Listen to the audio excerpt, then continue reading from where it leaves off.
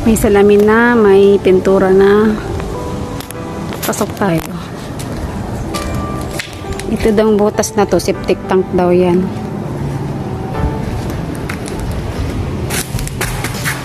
Yan, pagpasok, tapos na yung flooring. Yan na, may mga salamin na, oh. Ilaw na lang ang kulang. Yan na. Yan yung pintuan.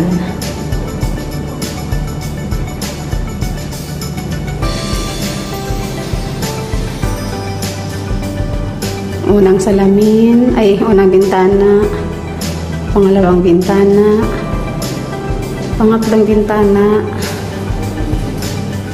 tapos lababo. Mabuti yung lababo nila, ano, hindi tulad sa amin na siminto. Tapos CR, tingnan ko yung CR, ang nakalak pa rin. Yun, ito yung sa labas, oh.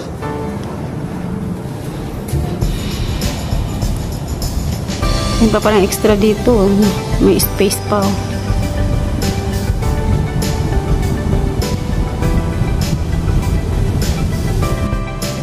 Hagdanan naman tayo, paakyat na tayo sa taas. Uwi na. No.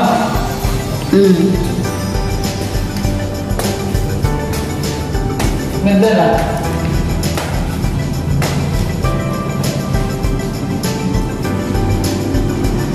Wala pang ano? Wala pang ano, bawal? Wala pang bawal.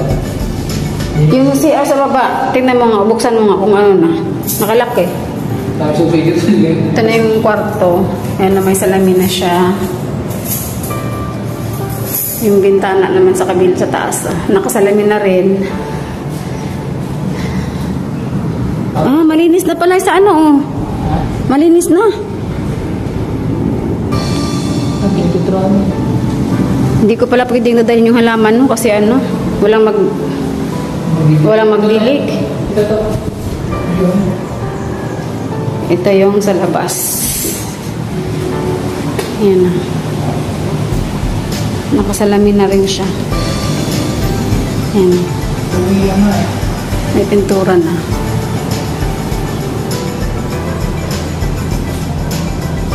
Ito, wala pang pintura ng nakaraan yan, no?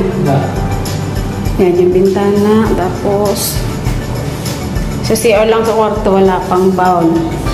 Tsaka lababo. Dito sa... Ito yung pangalawang bintana sa taas.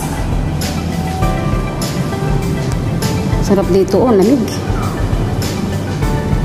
Kailangan lang putulin yung ano ng mangga. Ayan, oh. Sa isang kwarto, dalawang bintana, okay, mga salamin na rin. Dapat tumulin yung reaction ng ngayon.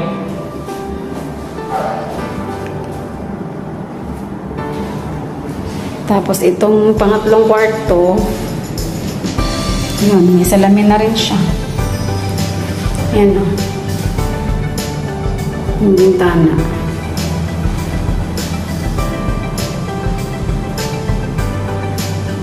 Nilagayan din ang aircon.